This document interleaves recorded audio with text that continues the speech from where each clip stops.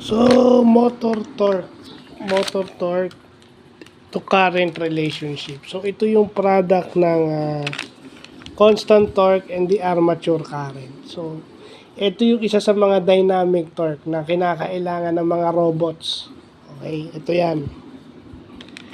Motor torque to current relationship. Ang formula niyan is torque constant multiplied by the armature current. So, nag-solve na tayo ng formula niyan. Iano na lang natin mamaya. It is also measured in Newton meter.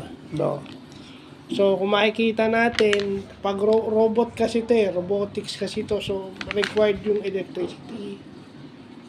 Isa tong uri o type ng dynamic torque kasi electric no? Usually dynamic torque yan kasi pag sinabi mo static yan, yung ano lang yan, yung parang liabe, ganyan. Yeah. So yun, i-ano na lang natin to mamaya. But definitely yun yung isa. Mag-aaral pa tayo ng ibang formulas dito. So may nakuha na tayong isa yung sa screws. Yeah.